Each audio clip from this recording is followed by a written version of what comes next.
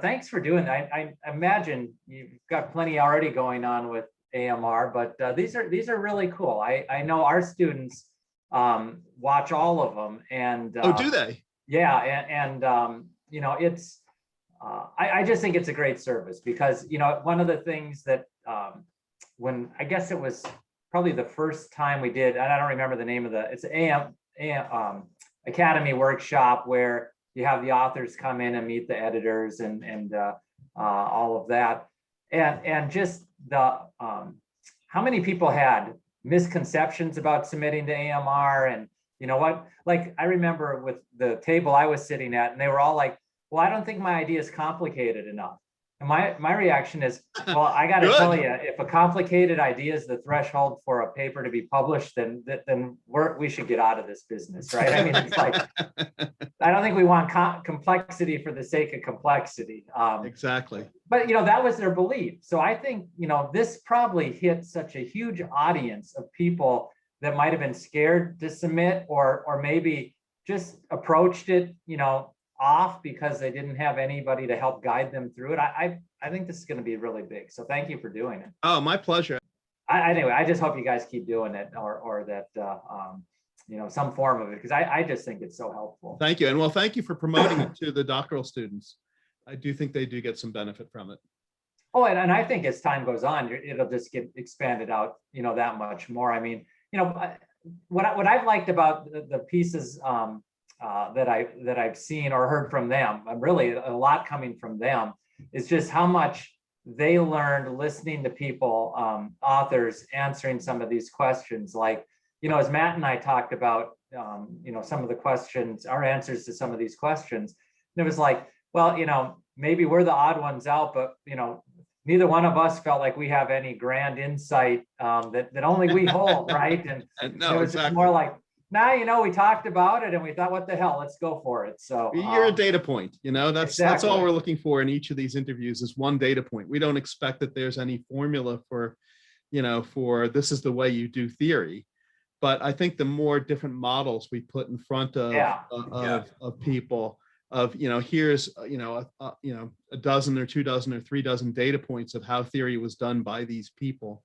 Yep. That some of those may inspire them, and they may think, "Oh, I could do that too." Absolutely. These other ways, 90% of that's not going to work for me, but this one interview, I could see how I could do that. Yeah. I think there's something that's inherently relatable about stories, right? As well, like you can read, Davis's "That's Interesting" paper, which we all read in the early, and you think about kind of, what makes an interesting idea, but I think it's less personable.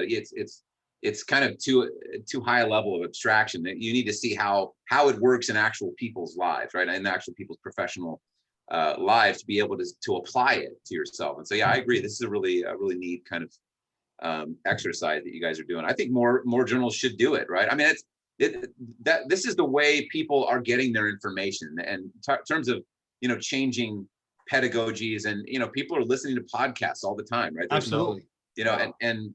And so, especially when, if you can find, an interesting conversation that happens, that's where people, especially younger generation, learns. They hop on there and put it on while they're exercising, and they, find it interesting and insightful. So exactly. While you're driving, while you're exercising, while you're cooking, but you're right. And it's great now that all this material, it's a great silver lining of the pandemic is that because we were forced online, it actually reduced the cost of doing this kind of dissemination of knowledge and experiences that we wouldn't have bothered doing, right?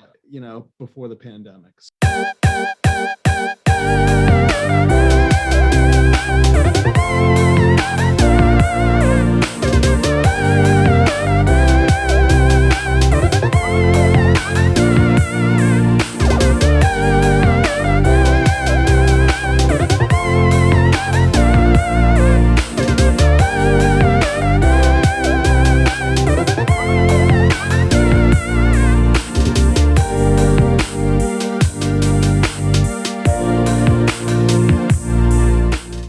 Hello and welcome to this episode of the Academy of Management Review's Origin series, where we ask the question, where does theory come from? And try to demystify the theory development process. My guests for today's episode are Matt Call and Rob Ployhart, who together are the authors of a forthcoming AMR article called The Theory of Firm Value Capture from Employee Job Performance, a Multidisciplinary Perspective. Thank you guys for joining today. Thanks for having us. Thank you. Good. So why don't we start off by just asking you to give us a brief explanation of the manuscript. Give us your elevator pitch version of what the manuscript's about. Sure, Rich, thanks. Thanks for having us again. So I think this paper, the short version of it is, while strategy has increasingly kind of admitted that competitiveness comes from people and heterogeneity and human capital resources, there's not a lot of focus on kind of how that happens at the individual level. And at the same time, micromanagement scholarship has talked about, the determinants of job performance, what job performance looks like, how do you enhance that, and kind of value creation at the individual level. Right. But there's this kind of assumption that it translates to firm value capture, which we relax in this paper. So kind of integrating these two perspectives, we try and come up with kind of a new way of understanding what people do at the individual and kind of team or unit level, how that translates into kind of appropriable or capturable value at the firm level. It's a useful bridge in that sense across the levels of analysis and across kind of disciplinary boundaries. And I did find that very useful in reading the paper. I'm reminded. First of all, let me say I think it's admirable and courageous of you to take on that task. As one person told me, when two dogs fight over a bone, the bone loses. So Yeah. You've stepped into an arena where you're going to have necessarily going to have two dogs fighting over you.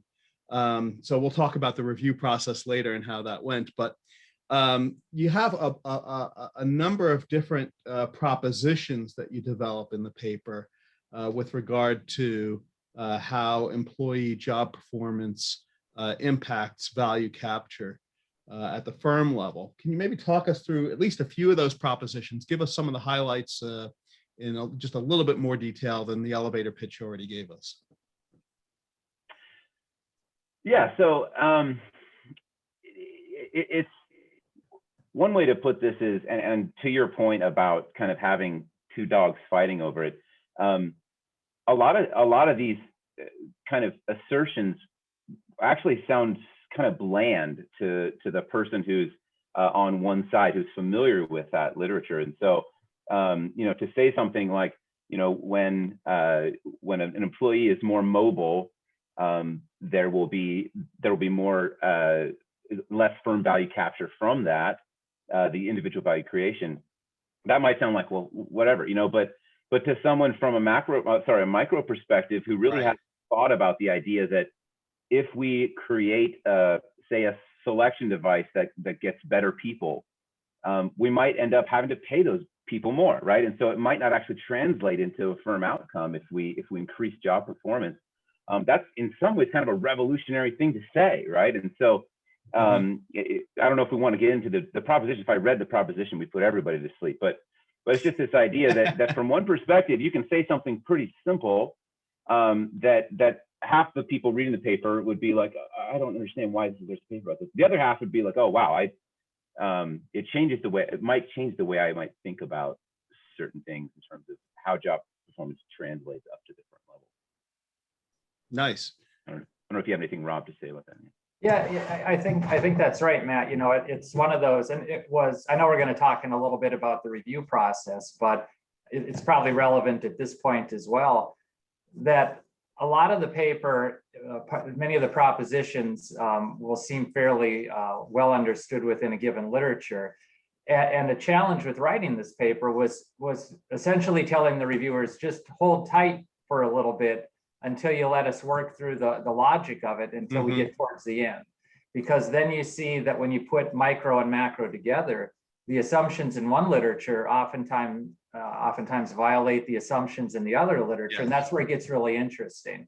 So, to Matt's point, looking at some of these things like mobility are pretty basic, but not necessarily commonly understood in another space.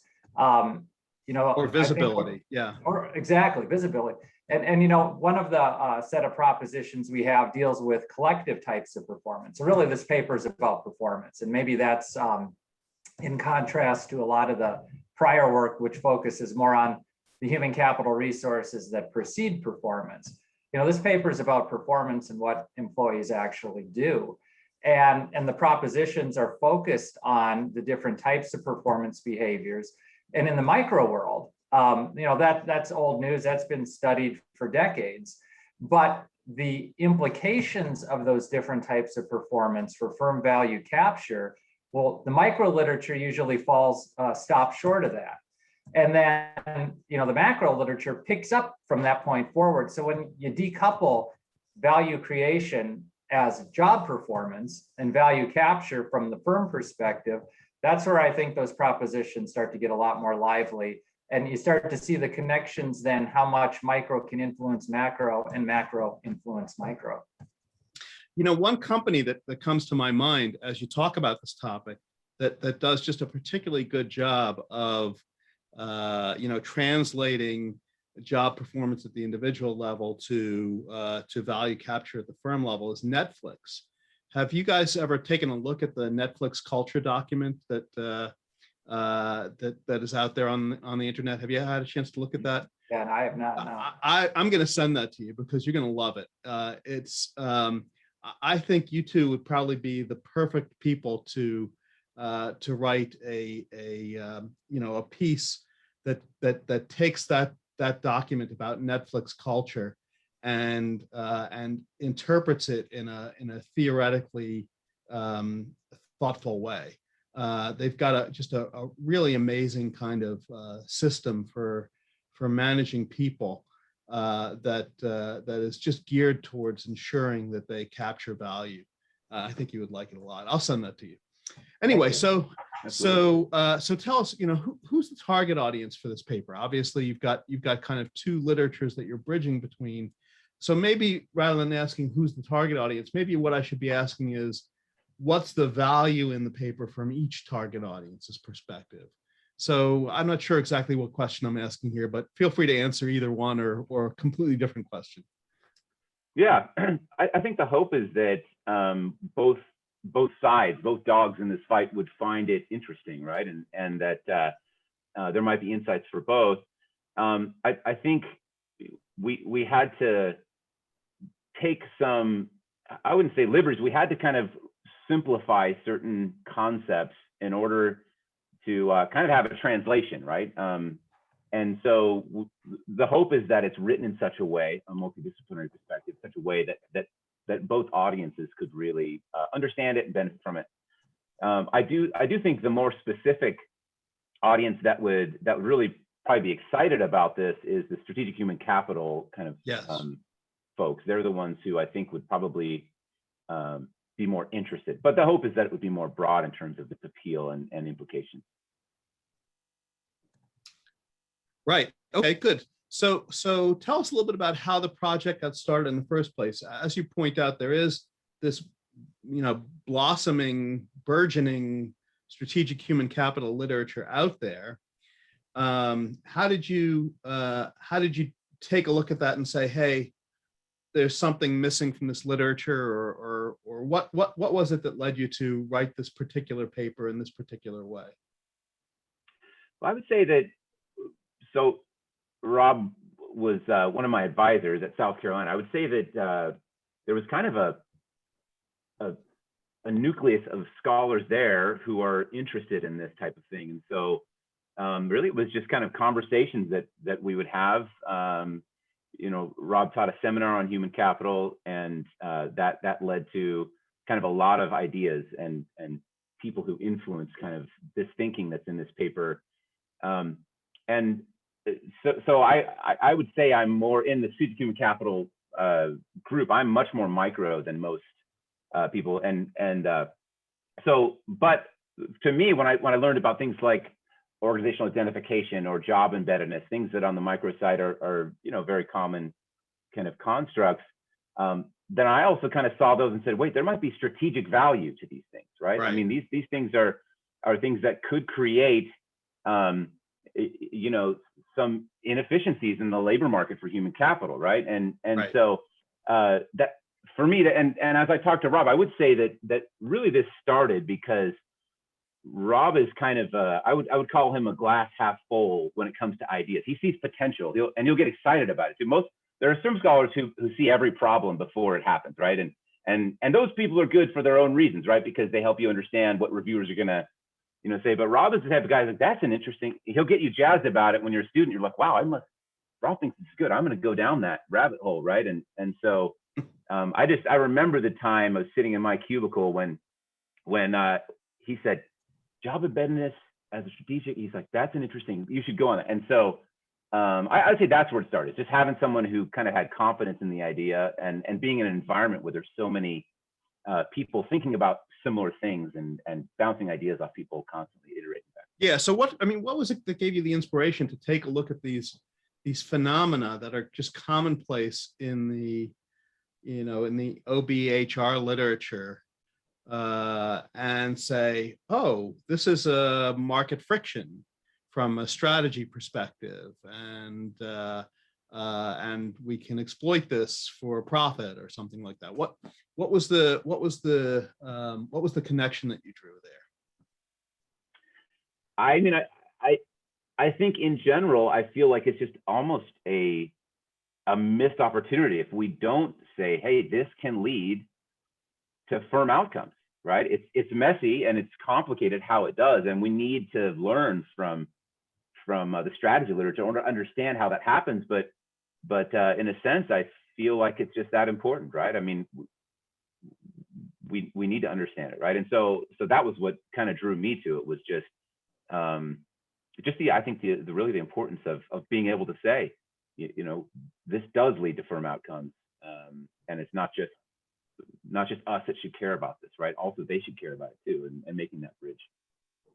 Yeah, and Matt, maybe if I could throw a little other context onto that. So, nice of you to say about being optimistic and looking at research ideas. But I think a lot of that, where that comes from, is just listening to what's happening in industry. I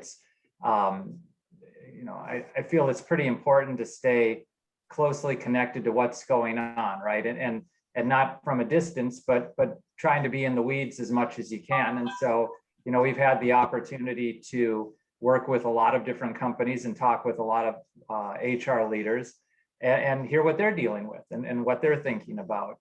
And so, we may use different terminology, but a lot of what they're talking about are some of these OB or HR kinds of concepts, and trying to think about how they might leverage some of that strategically. So should they invest in one thing versus another? And is that likely to make a difference? And just listening to those conversations and understanding the differences in the kinds of performance that are out there from my background and training in organizational psychology, you just start to see, these areas where, one literature is approaching it one way, but that seems a little bit inconsistent with what's going on in industry, and it's a little bit inconsistent with the background that psychology has focused on understanding different kinds of job performance. And so it's not that you have any great insight, because I don't think that's, at least in my case, that's definitely never the case. It's more just you're just kind of paying attention to what's going on around you and listening to multiple conversations of people who generally don't speak with each other, and just saying, hey, these things actually line up fairly well, but not in the ways probably that the people thought they would. And so that's where I think some of this comes from as well. Right. I'm a great believer in the idea that, all creativity is recombination. Yeah. And, there's this wonderful video on YouTube I refer people to called Everything's a Remix, which focuses on how that recombination process works in movies and music and all that. But I think it also applies to research as well. Absolutely. Yeah. And I think, part of, as a strategy guy myself, I think about, do we have too strong of a null hypothesis and strategy? In some sense, we're very kind of skeptical of the idea that anything can be a reliable source of profit, in the face of competition, because basic economics teaches that in a competitive capitalist economy under price competition, profits tend to trend towards zero, and so large sustained profits should be rare. And in the big picture, this is generally true. Half of all new businesses fail within the first 4 years, and even among the businesses that don't fail outright, most operate at just a basic subsistence level, barely eking out enough profit to survive. Only 25% of the businesses formed ever reach a point of actually hiring an employee. So that tells you something. So I think we tend to be quite skeptical of the idea of here's a formula that's going to create profit, the rules for riches, if you will, because of the grounding in economics of competition, and also the efficient market flavor of that, which says that everything that can be known, everything that's publicly known about a resource is already incorporated into its value, and so how are you going to capture value from it when that's already priced in some sense. So I guess my question here is, are we making too strong a null hypothesis in the field of strategy? Are we too skeptical in some sense of profit opportunities because we're too grounded in the logic of perfect competition and efficient markets and all that? What do you think? I guess go ahead. Well, I was just going to say, it's an interesting way to phrase it. As you're doing that, I'm thinking on the other side, the micro side, maybe it's too much of a faith in an alternative hypothesis that people matter for profit and competitive advantage, right? I mean, it's not a question that is really raised because it's so widely assumed, well, of course people must matter. So how could that possibly not be the case? So, Matt, I didn't mean to cut you off. If that weren't true, then obviously we're hiring a lot of OBHR professors and spending a lot of money on them for nothing, right? So that would be. And in industry in general, right? I mean, it's just kind of like, it's interesting to think about that. So yeah, again, I think it's a micro macro, the assumptions coming into this, and is there something that's a new insight that's identified by blending those two things together? So Matt, I didn't mean to cut you off there.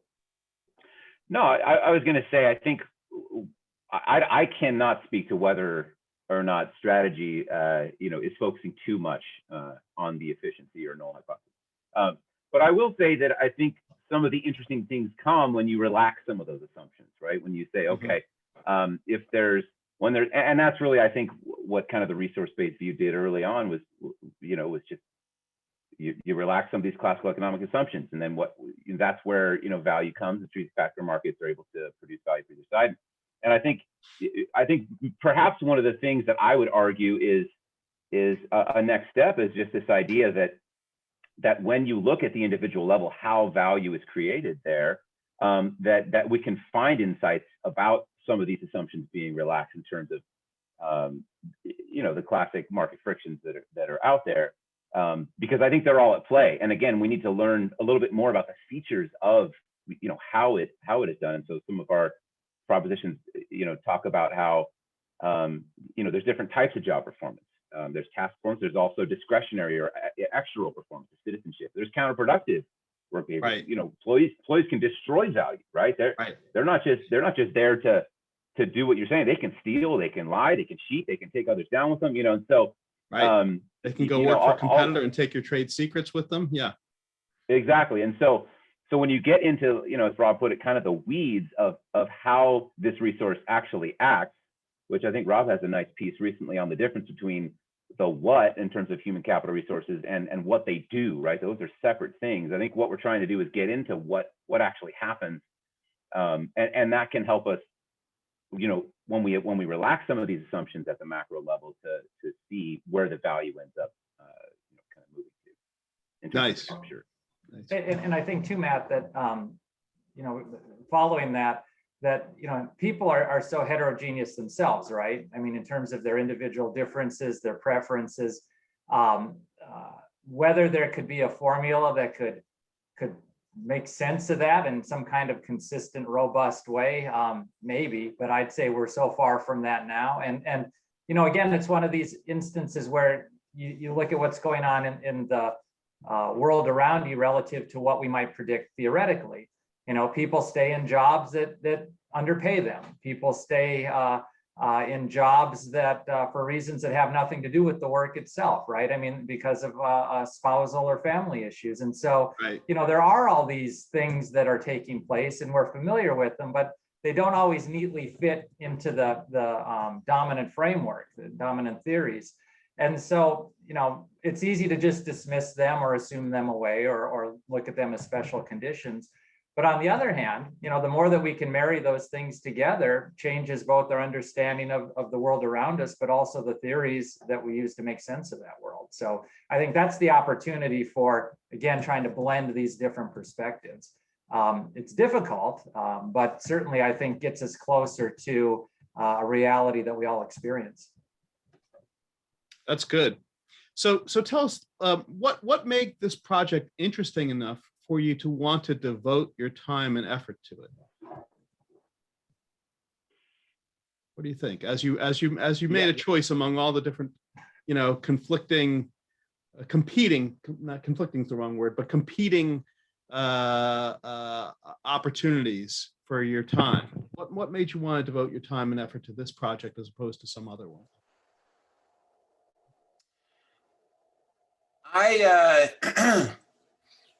I think it from a, you know, an expectancy theory, you know, there was obviously some instrumentality. I thought it could get published, right? That motivated me, right? But I just, so what I found interesting about it, it's hard not to just reflect on my training as you know, I went into school thinking one set of things was interesting, and after coming out of it, I kind of saw the world in a different way. And I just feel like when you bring two siloed, you know, conversations together, I feel like that's where the interesting things happens, right? Because then you can kind of turn them and get two people to talk that never talked before. I'm looking back on a few of the things, well, the very few things that I've actually done so far. I feel like that's maybe even a theme. It's just this idea that it's really neat, and I think there's good reasons why people within a discipline carry the assumptions they do and use the language they do, right?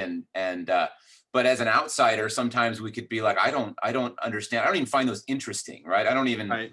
You know, and I don't understand it either because I don't understand the language. I don't understand the history and the body of evidence that's gone into that work. But having being exposed enough to it that I can be like, oh wow, that is interesting. I do respect the way they do that, even though that's not where I'm from. But from my perspective, you might even tweak it a little bit, right? And so to me, I guess that's what I get excited about is just this idea of being able to talk to multiple people and then introducing them and saying, hey, you guys should talk to each other, and something new will come out of that. I guess that's what motivated me. Was it the same for you too, Rob? Yeah, I mean, I think it's kind of the, as Matt was saying a few minutes ago, you know, when you see something that seems like it could be a good idea, that brings something together or offers a different perspective, you know, go for it, right? It's like, this seemed, as Matt and I were working on some other things at that time and just, you know, hallway conversations, and again, listening to HR folks coming through our building and talking about what they're thinking about, you know, you're feeling, yeah, this is an area that probably it's time for it to get the focus that you think it deserves.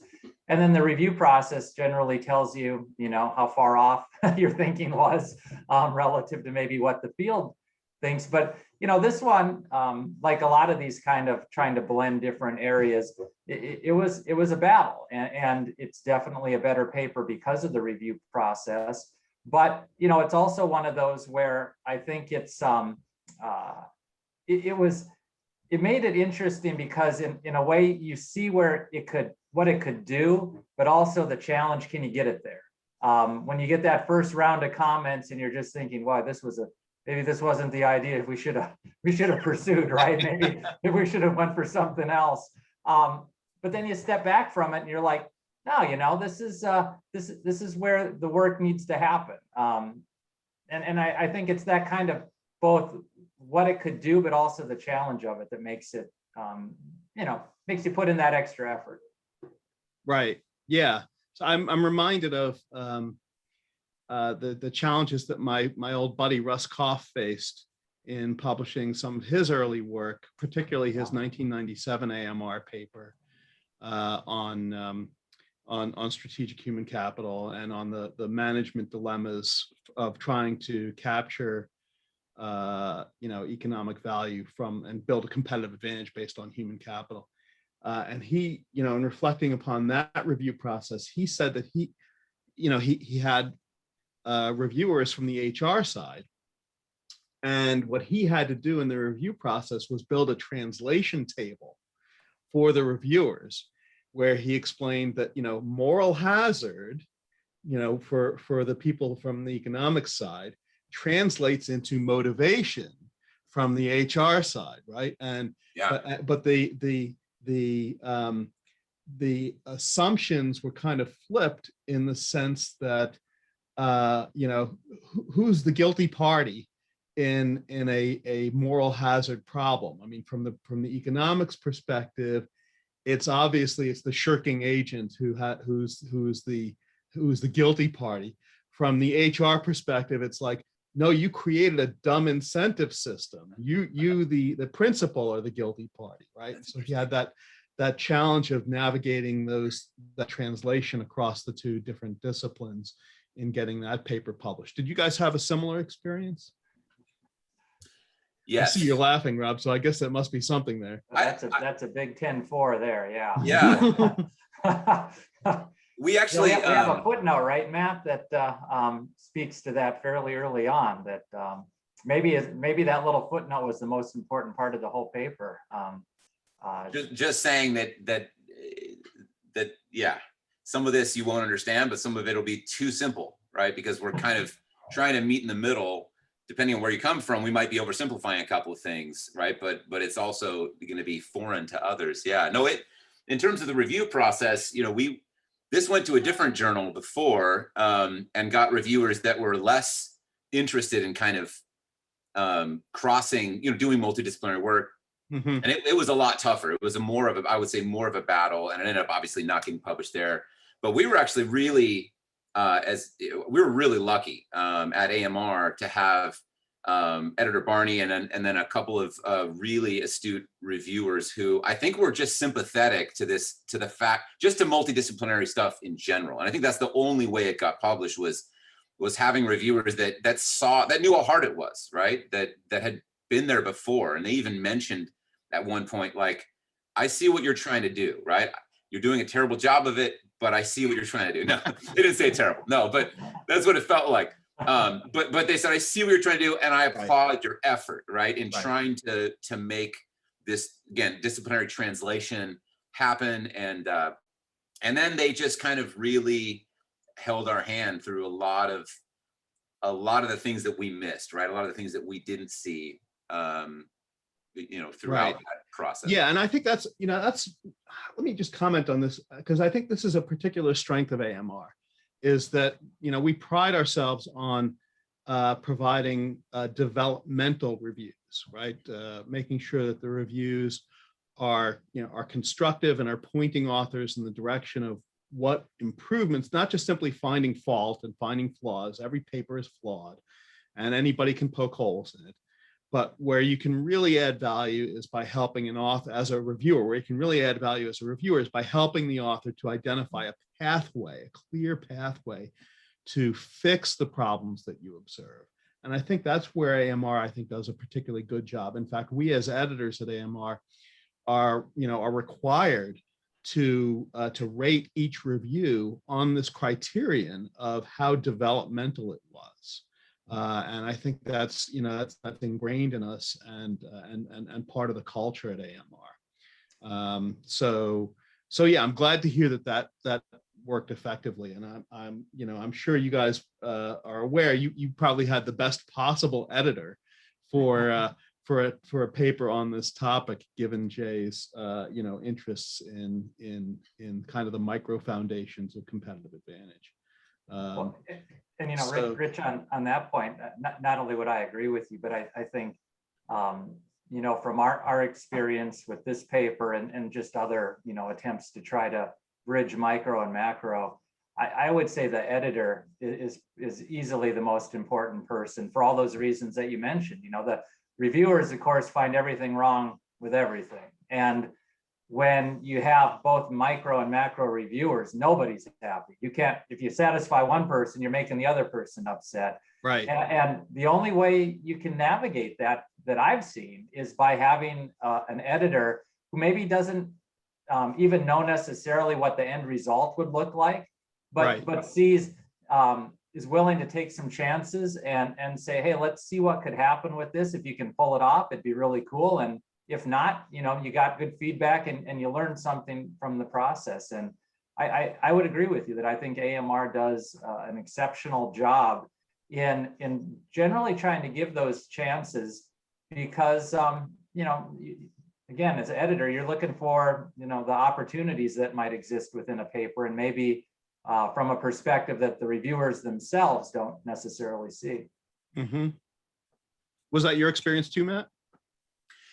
Yes, I would say as a young scholar, not young in age, but young in tenure, that it was, I would say it was formative working, having Jay as our editor, and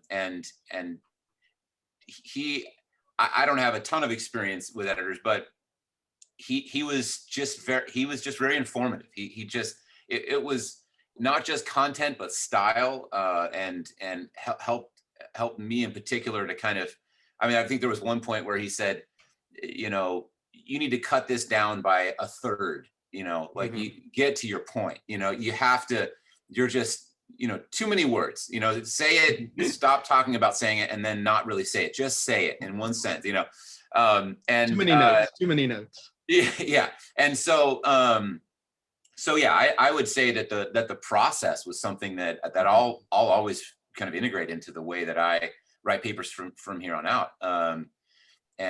So yeah, it was, I think, I use the word luck just because I don't know if it would have worked without the particular setting that we had there. And I think maybe a lot of papers are like that, right? But this one in particular was like that. And yeah, the paper was transformed in really, really good ways. So for an example, I think literature is like, for instance, literatures are just so vast, and there's just no way that if you're doing multidisciplinary work, there's just no way you can know about all the work in both areas. Absolutely. Yeah. And that's why it's just, you're going to offense it. You're going to be like, well, you're saying they don't know about this. There's this over here. And I think the reviewers and editor did a great job of saying, don't make that claim, because there's these 5 papers that actually do that, and you're like, okay, so we need to integrate this in. And we needed to sometimes dive into whole literatures, right?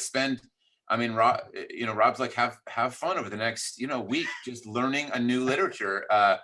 So you dive into it and learn, and then kind of think about how it translates into your paper. And there was multiple times in this process where they helped make us aware, right? And help us to, or me particularly, aware of these things, and how that informs our overall theory. So it was a great process. Yeah. Very nice. Very nice. So how did the manuscript itself change through the review process? If you compare the original submission to, this page proofs I'm looking at on my other screen here, what changed in the manuscript, and how and why? Well, one thing that comes to mind was we actually, in this paper, we talk about how performance translates to the firm level, but one of the interesting things that started to come up when they started talking to us about things we weren't aware of kind of in the econ tradition was this idea of collective performance. And, you know, I think there's a whole field of researchers that I would call more micro-oriented, that research teams, right? And that look at kind of, and it goes back decades, and understanding kind of how the process leads to what we would call kind of colloquially is like synergies, right? Or kind of process loss, right? And they've really talked about that.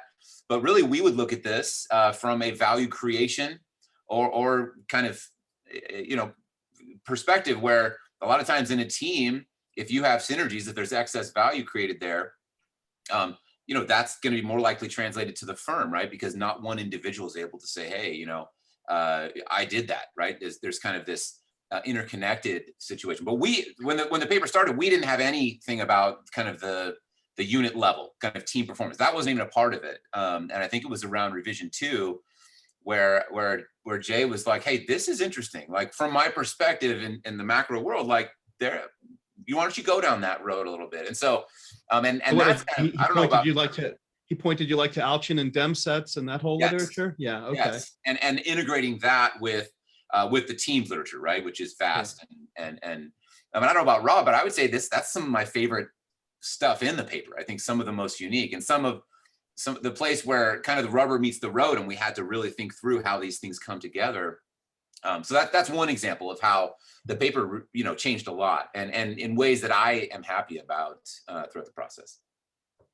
Yeah, I mean, it's a topic that folks on the econ side would think of in terms of governance, right? How do we govern the transaction and make sure that the incentives are aligned properly and that sort of thing. Yeah. Right. Whereas, you know, we talk. Well, go ahead, Rob. I'll let you talk.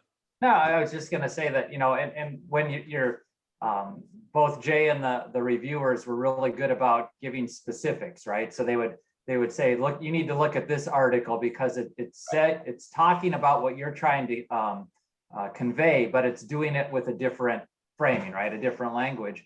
And then you read those articles and you're like, wow, I definitely am going to rethink the way that my literature, the way I interpret my literature based on that, right? So, you know, it's kind of like, you know, you live on Earth and then you go to space and then you see Earth from the moon and you look at it differently, right? And it's like, wow, it's lived there my whole life and never really thought of it that way. It's those articles that, you know, they presented were really ones that challenge kind of the core of some of the micro assumptions. And as Matt was saying, you know, working through that was really difficult because, I mean, we spent a lot of time going back and forth and having conversations around it. But again, you know, that's where I think, like Matt had said, that's where it gets to be the most interesting too. Yeah, I will say, you know, there was, looking back, we don't have any tables or figures. There have been several that have been iterations and part of this. And there was one figure that was so giant and convoluted, even for AMR. I mean, this thing would have just taken too much mental power to understand all the boxes and arrows that were going on. But a lot of that, anyway, so we just kind of got rid of it because I feel like just read the paper, right? Hopefully you'll, but again, a lot of that was you know, once they added in these things like collective performance, you know, how that works, it gets complicated. But I think in some ways it gets interesting, right? Because of those complications. Right. I like your point about, you know, seeing Earth from orbit. You know, my favorite example of that is this paper by Holmstrom and Milgram, 1991, in the Journal of Law, Economics, and Organization called, you know, Multitask Principal Agent Analyses. And, you know, basically you read that paper and it's a mathematical version of Kerr's, you know, AMJ on the folly of rewarding A while hoping for B, right? And clearly the two were completely unaware of each other. And, you know, they take completely different paths to reach the same conclusion. So it's a kind of an interesting example of that. Well, what were the, you know, part of our purpose in having this series is to help demystify the theory development process for people who really haven't yet engaged in theory development as part of their research career, right? Either doctoral students or junior faculty or anybody who hasn't done it yet. So are there lessons that you can share with people who have not yet kind of engaged as theorists on, to help them understand the theory development process a little bit?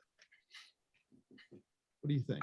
I'm definitely not as qualified to speak on this, so but I'll say. Well, but as a relative newcomer, right? Yeah. Right. Maybe you are the most qualified, right? Because I don't know. you can speak to us old folks, right? We've been doing this game so long, we don't remember what we don't Okay, so, we don't remember what it was like to do this for the first time. We don't remember what we don't know or what we didn't know.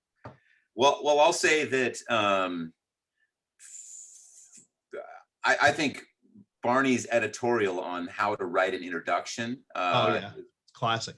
is just, I think there's no better codification, right, of how to engage a literature, right, and how to set up a paper and and I think it plays out because any introduction is just going to be kind of played out more in depth throughout the paper. So I would just say I think he did a great job there, and I learned a lot from that, studying that and trying to just every introduction I write, I kind of think of it in those terms now.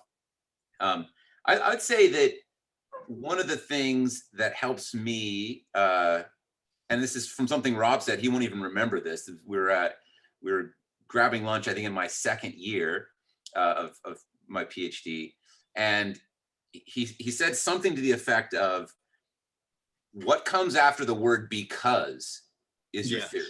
That's your theory, right? You're saying why something happens. And so Theory is an answer to a why or how question. Yeah, and so when you are making a statement and then you have the word because, that's where it starts, right? It's because these things happen. And so I think a lot of times what I found myself doing is just kind of going through mental scenarios, right? Say, okay, so we have this situation going on.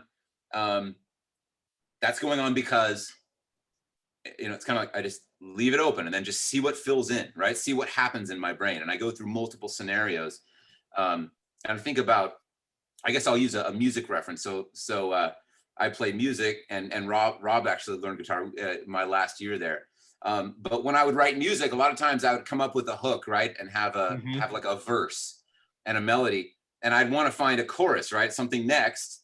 And what I would do is I would just play it and then finish and then just be silent and like see if something would come, right? And see if something would just fill in. And I think sometimes you have to learn to do that with an unknown. If there's something you don't know, you have to just in your mind play through the scenario. If a manager is dealing with these things and you walk through that, in those shoes, and then what's going to happen and why next, right? So I think, anyways, coming up with theory, that's how the process I go through in trying to just understand why something happens. I don't know if that's useful or not. What's your experience, Rob? Yeah, I think it just starts with questions, right? And again, just trying to. I think the thing that we probably train students the least systematically about is how to come up with those questions. And it's and you hear a lot of times people say, well, I don't know that I'm going to pursue it. I don't, it's unclear whether there's enough of a contribution or things like that. And that's a tough thing to gauge without having been rejected, a lot in the review process, like happens with time. But I think, so long as you think it stands a chance and you think it's an important topic, that it's worth the time and effort, you're going to learn something no matter what. And maybe later on you realize that in fact it wasn't a good idea, but it's not like that wasn't something you can't leverage somewhere else. There was still value in that.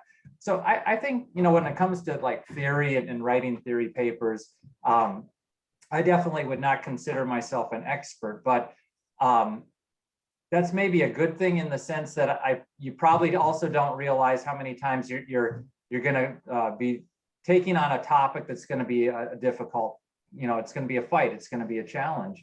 And I think there's some value in that. You know, my point of view is I'd rather somebody else tell me it was a bad idea than you know, me just doing that on my own. And as Matt and I were working on this paper, you know, the thought process got better by talking about it and like, you know, challenging each other to come up with explanations for why some of these things take place. But I think, you know, the idea where theory comes from, I think a lot of it is just paying attention to what the literature is saying, paying attention to what's, again, going on in the world around you, and focusing a lot on where the questions in all that terrain, which questions tend to give the biggest impact, right? Which questions, if you could answer them, tend to move the field farther forward than your other options, and then going after it and worrying about the outcome later, to a certain extent. So yeah, we all want to get our stuff published, of course, but that's so uncertain, as I see it, that you might as well just, you know, bet your time and effort on topics that you find interesting, that you think are important, and you know, they're worth it for the long haul. That's great. So one aspect of the theory development process I've been paying attention to lately is that, and I don't know if this is a trend, but we often think about theory development as something, as kind of an individual task, right? As something that's done in isolation by some great theorist sitting in their armchair, you know, off on their own. I mean, you think about the great founders of each field, right? You know, in psychology, Skinner or Freud, in economics, like a Marshall, or you know, in sociology, Weber, right? Some of the great, you know, originators of the fields, you know, as theorists, and you say, you know, that must be the way to do it, right? Because they were working alone. But I've noticed that this is the 11th episode in this series, and not a single paper that I've talked about in this series has been a sole authored paper, with the one exception of, you know, Sherry Thatcher's note from the editor, right? That led the series off. But all the reviewed regular papers have been multi-authored papers. So it seems to me like, and I don't know if this is a trend, but at least as it stands currently, a lot of theory development is a team effort. And so can you tell us maybe a little bit about the team aspect of developing theory in your experience? Yeah, I think there are probably multiple reasons for why this happens. Some of it is an incentive thing. You know, we may not, you know, when you're trying to get tenure, you want to be working on multiple things, and doing it yourself takes a lot longer, right? But I think there's also an aspect of, I don't know, in my experience, coordination can take a lot of time too, right? So there's, sometimes I feel like I can work faster on my own. I don't know. Right, if you can stay motivated, right? So I think there is, I have found, you know, there are diminishing returns, right? And I wonder how, you know, some authorship teams, specifically with a theory paper, where it's not like you're having kind of somebody who focuses on the method, you know, it's such a big picture. I wonder how that works. I think that would be really hard, to be honest, to have a really big team on an AMR paper, just because you wonder how the roles work. And I'm sure you know, people do it well, but I wonder if there's also an aspect of, you know, I wish I remembered who wrote this, but it was something regarding the death of the Renaissance man in science. Maybe you read the paper, but it's just this idea that because knowledge is there's so much of it, and it's kind of so accessible, right? We can look at, I mean, it used to be you'd have to go, you know, like physically read this stuff. You know, now we can just search it like that. You wonder if the nature of science, kind of like the sociology of science, has changed because of this kind of opening up, right? And so we kind of need more people to be able to manage that process, and to be able to, maybe not, but personally for me, I find that I never know if it's a good idea until I verbalize it, and more importantly, until I write it, right? And something in my head, sometimes I'll be so jazzed, and then once I say it, I'm like, it's nothing. I don't know why I even thought that, so, but it's in that kind of dialogue with, for instance, Rob, co-authors, that things start to light up, right? And you learn a lot more. So for me, it's kind of essential to have another person that I can, chat with about it, because that's where it all happens. And then have someone react to what I write, and just to respond and say, whoa, that's good, or that's not good. So yeah. Right. So I could see that, to have somebody else on your team to bounce ideas off of can really be beneficial in terms of, both quality control and expanding the ideas, and taking the, combining recombination and developing the ideas further. But I can also see that could be challenging, right? So what in your experience are kind of the pros and cons of that you may have experienced on this project? I'll let you take that, Rob.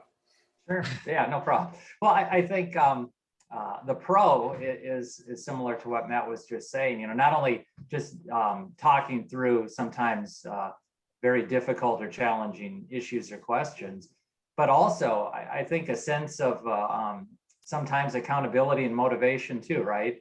It's not that you're not interested in it. And to your point, Rich, some projects are faster alone, it seems like, and some are faster with the team. But, on one like this paper, I remember going through some edits on it on a Friday night and thinking, man, I'm not in graduate school anymore. What am I doing here Friday night? The kids are in bed. It's like 10:30 and I'm jamming, because other people are counting on you too. And right. It's not that you wouldn't have still done it. It's that you do it that much faster because you want to help the team, right? You want to support the other people in your author group. And so I think there's kind of like that motivation piece of it as well. And the con is sometimes just the scheduling, and I don't think this one happens as much, but maybe it does, just where there's complete disagreements about a direction or a way to go. I've not experienced that so much. In fact, it's probably the opposite. My reaction to a reviewer comment gets scaled back based off of co-authors, and that's probably was the better choice at the end of the day, right? And Matt and I certainly on some of these things approached reviewer comments differently individually, but I think our collective response was better than what we would have done individually. And Rich, the point you were saying about do author teams that are teams rather than sole authors, is there a difference there? I was actually thinking of that in light of our paper. Even the sole author, the big names that you associate with an idea,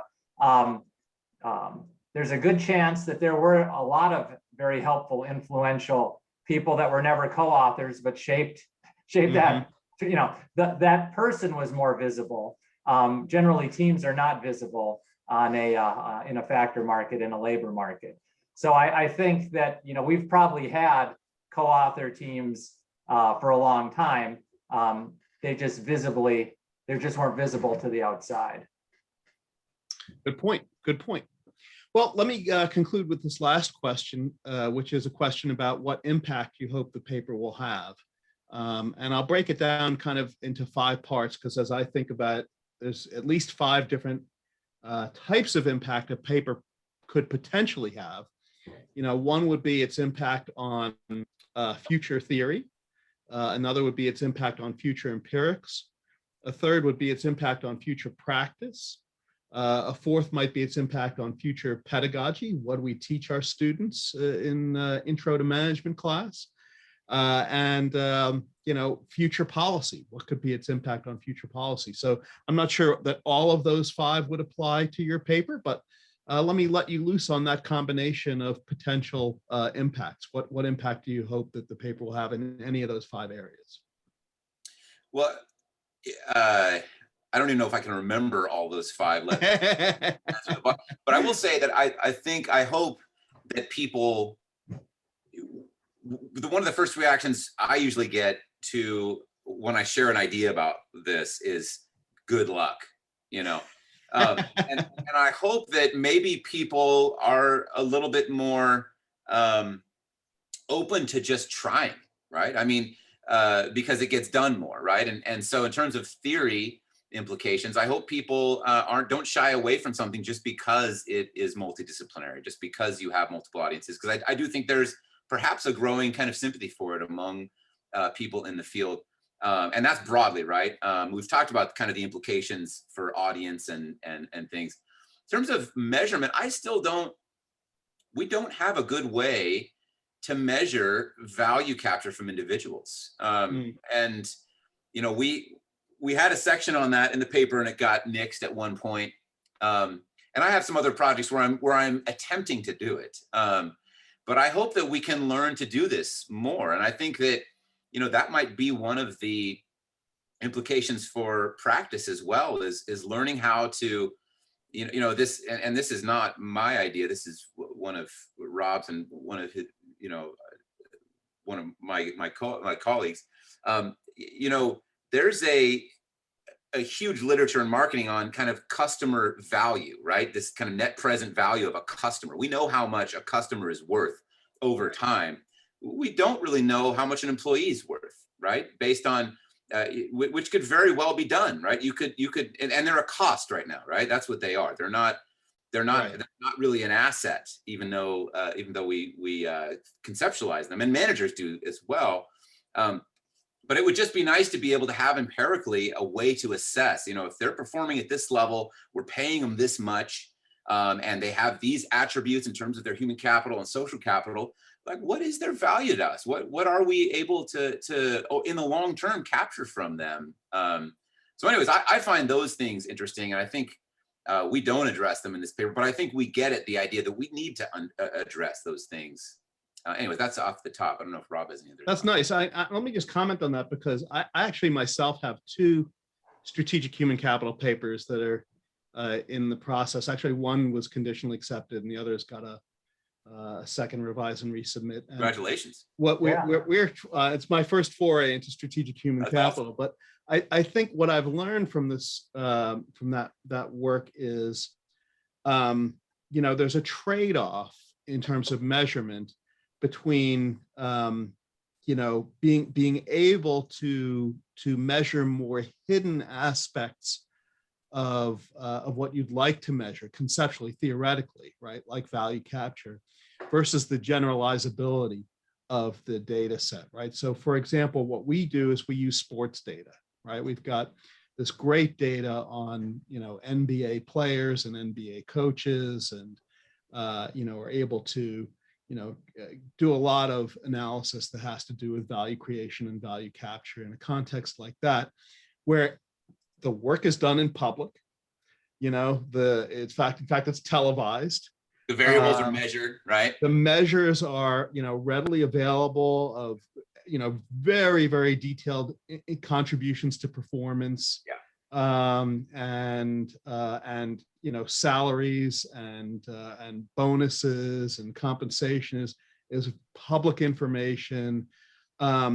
You know, so you can measure a lot of constructs in a setting like that you wouldn't ordinarily be able to measure. And we do some of that.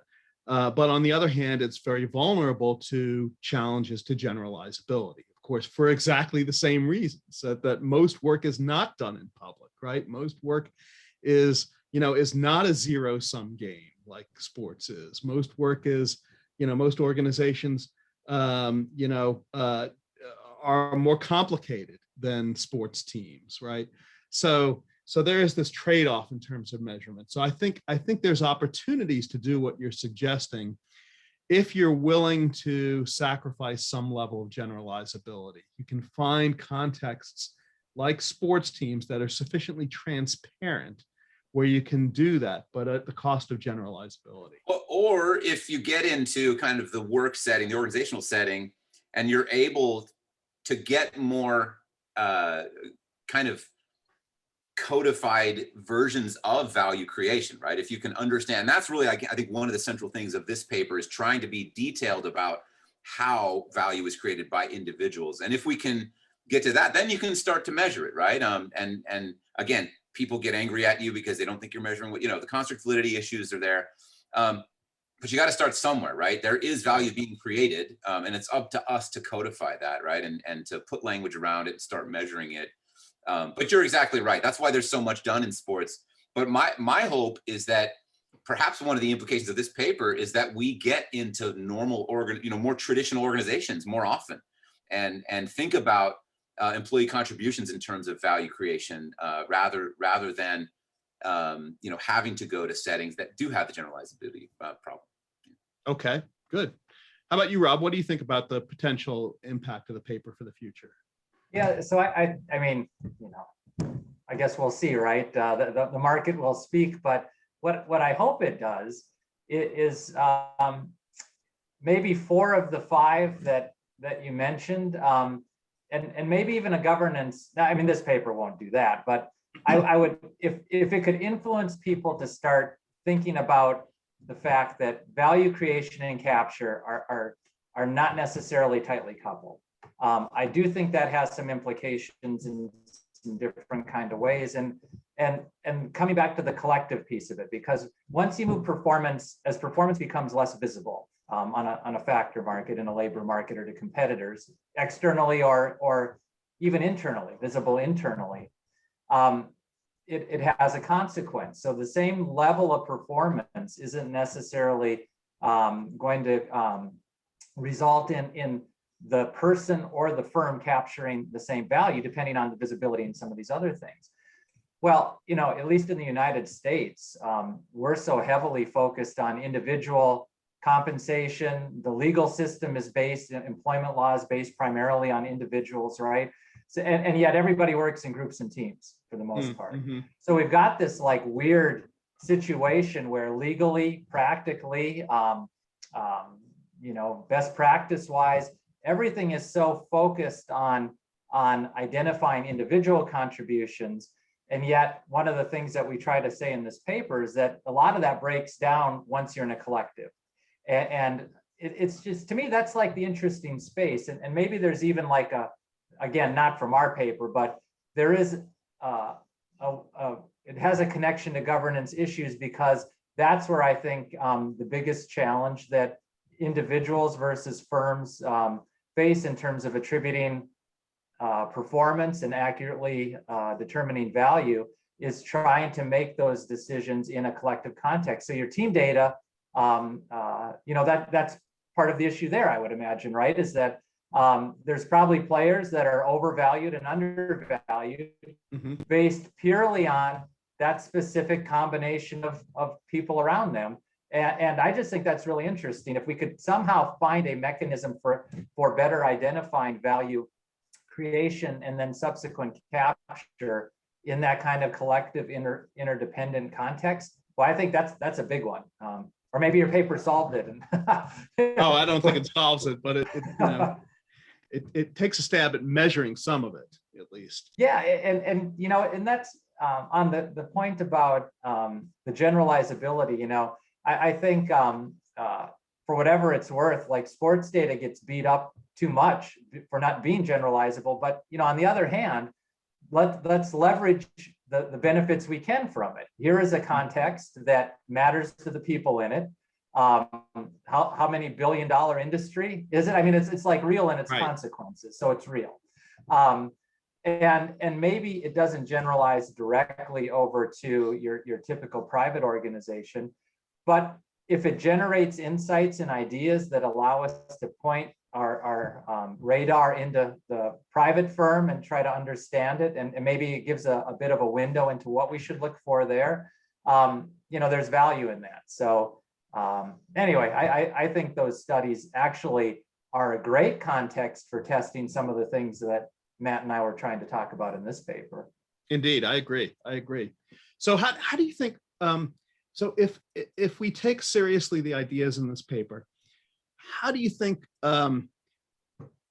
textbooks should be written differently, right? Is there implications for, how you would write an OB HR textbook, or how you would write a strategy textbook differently if we take seriously the bridging that you're trying to do in this paper.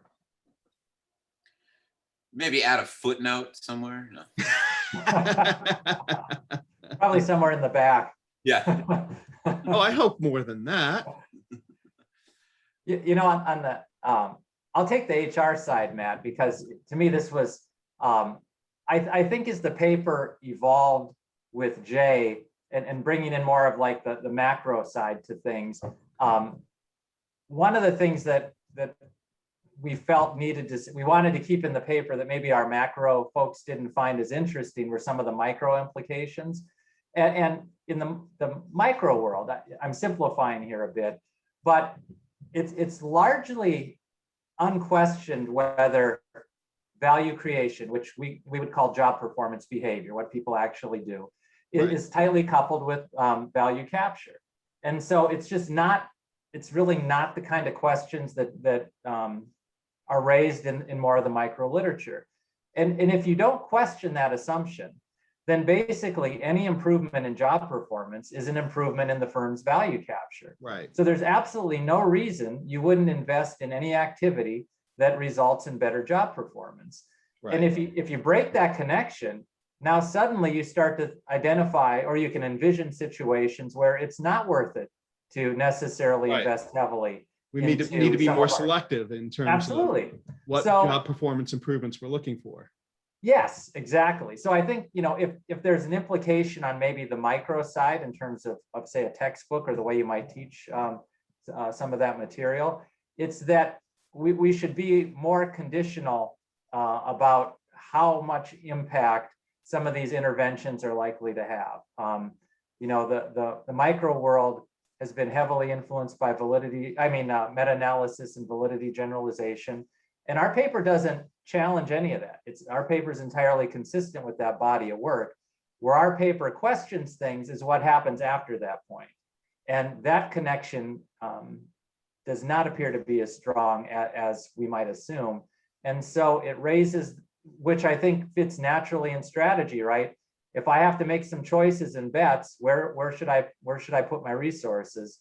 That oftentimes doesn't get raised as seriously in the micro world as what is, you know, you would think about it in the macro world. Right. Just to add to that, we often, lament in the HR world that, we're not taken seriously, and that, we're seen as like psychologists. We're trained mainly in psychology when the rest of the business world is trained as economic as their paradigm, right? And so, I think perhaps there at least should be a chapter on understanding the fact that when you say, hey, we're going to increase job performance, that might not be enough for a business leader to say, okay, but we're also going to have to pay them more. They're going to turn over more. We're not going to, all of these other considerations that might need to be there. In terms of the strategy, I wonder if there could be a couple paragraphs in the section that talks about some of these factors that lead to sustained competitive advantage. Right. Instead of just saying the word social complexity, diving into what that means. Exactly. Right? Yeah. From a psychological perspective, what does social complexity mean? Instead of just saying causal ambiguity. Yeah, which a lot gets swept under those rugs. Yeah.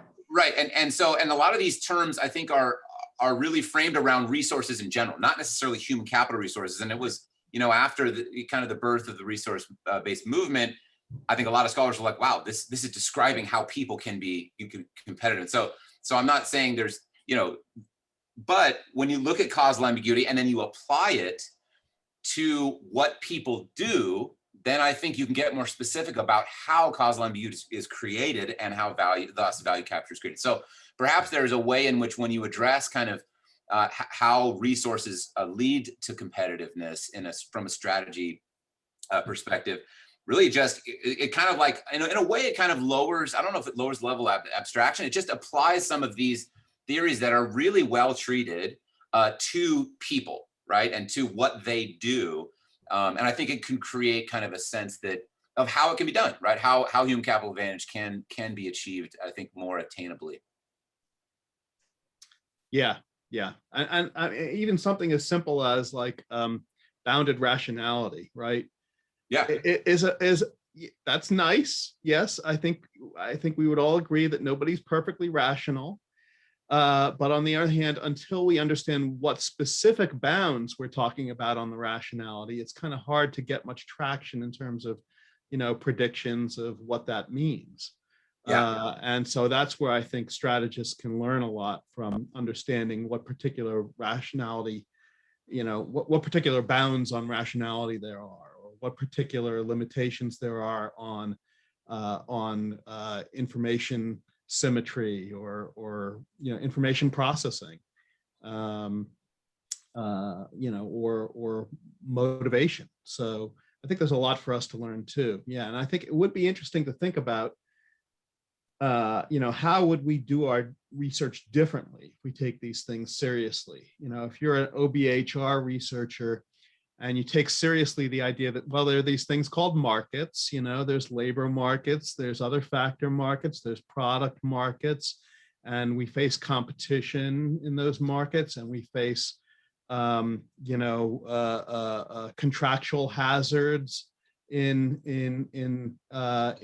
the transactions that we do in these markets, and what does that imply for the way we should do research in OBHR? I think is a good question, and conversely, if we take seriously, that people work together in certain ways effectively and ineffectively in other ways, and that they have limitations on their thinking and their motivation, what does that imply for us on the strategy side if we take that seriously in terms of how we design our research? So I think there's one way to look at it. I think one way to motivate more work based on this type of logic is, I look at it from a micro perspective as really just a missed opportunity if we don't incorporate this. It's kind of, I think we're living beneath our means, right? So we know that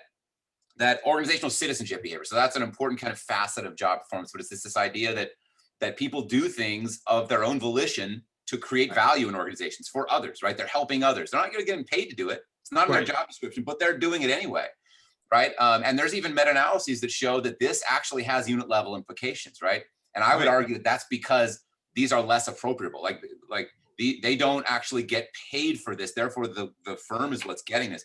And so it's not in the job description, yeah, right? It's not, it's not what we're, it's difficult to know how to recruit for it, right? So, right, that might be what we'd like to hire, but how do we measure that in advance? It's not very visible, right? And I would say the micro has a lot of things to speak to those questions even. And so from my perspective, it's like you should be touting this, right? This is an important concept. This is something that actually does lead to value capture. And so rather than just leads to citizenship full stop, being able to speak to how this actually does implicate the firm, I think is a missed opportunity if it's not brought up. So excellent point. So I think rather than saying like, hey, there's these things other people are talking about, you're not talking about it, and you're dumb for doing it. Instead saying, hey, there's this opportunity, right? Your research could be more important if you thought about this a little bit different, if you tweaked it a little bit. So anyway, I think that's maybe perhaps the way I would frame it, right? In terms of trying to cross the bridges or lay bridges. Excellent point. Good. So did we cover implications sufficiently? Or did either of you have anything more to say about implications? No? Okay. Well, then I'm out of questions. And so I'll just say thank you very much for sitting for the interview, and looking forward to seeing this paper finally in print in the coming months. I'm not sure exactly when it's scheduled for publication, but certainly congratulations on having the paper come out in AMR, and I do recommend it to everybody in the audience, especially if you're engaged in any way in the strategic human capital literature, or if you want to think about the macro implications of micro research or the micro implications of macro research. This paper provides a great bridge in both directions. So thank you again for joining me today. Thank you. It's my pleasure. Thanks a lot for having us. Yeah, absolutely. Okay. Thank you.